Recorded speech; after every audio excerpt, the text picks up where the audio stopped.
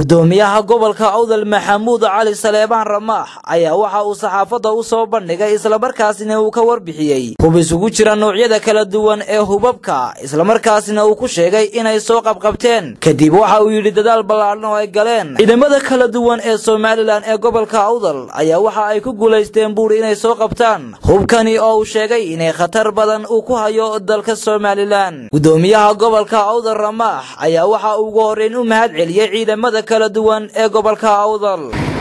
runtii aad iyo aad ugu mahadnaqayaa ciidamada hadday tahay qaranka oo runtii ka howlgalay hawshan aan arkayno oo runtii khatarna ku ahayd nabadgelyada Soomaaliland iyo dalalkan jaarkan hayba baaristu way socotaa waxaan rajaynayaa insha Allah in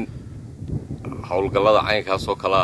ay noqdaan qaar aad iyo aad lagu sidoo kale gudoomiyaha gobolka Awdal Maxamuud Cali Saleebaan Ramaax ayaa waxa saxaafadda mid ugu sheegay noocyada kala duwan ee hubkani uu kala yahay tan waxay ka kooban tahay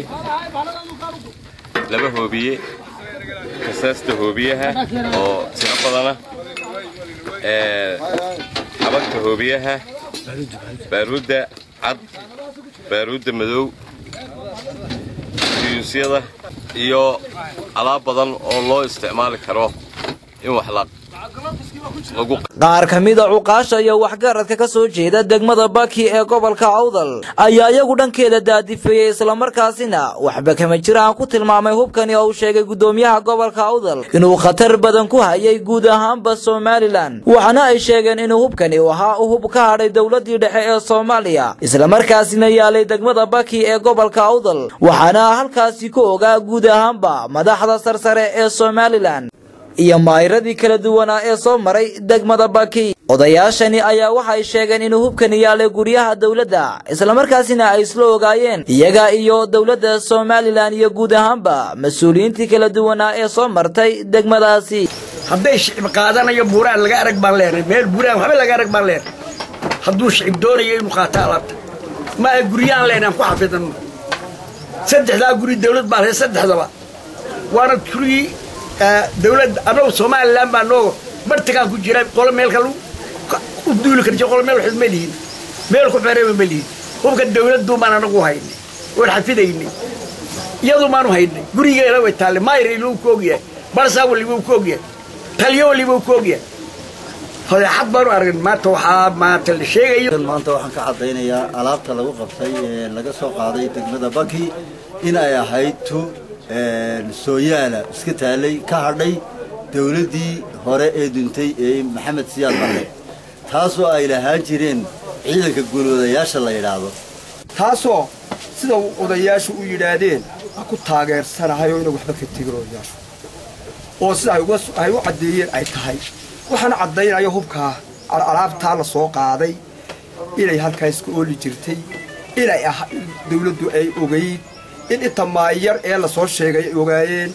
in ma garanaysan xukuumadda Soomaaliland isku soo wada duubo hubkani kala duwan ee uu soo bandhigay gudoomiyaha gobolka Awdal Maxamuud Cali Saleebaan Ramaax ayaa waxa uu durbadiiba saaka markii magaalada Boorama la isgaarsiiyay in la soo bandhigay hub caynkani oo kala dareen ku abuuray bulshada kala duwan ee gobolka Awdal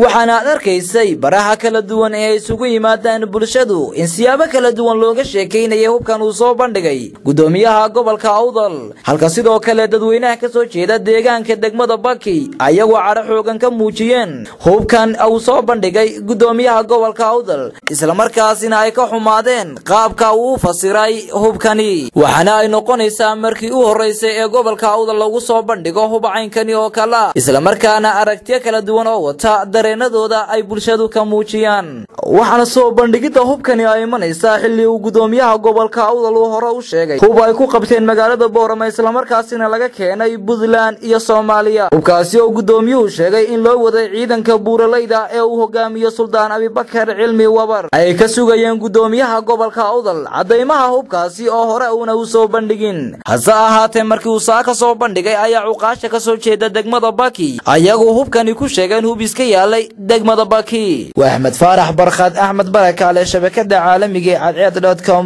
بورما.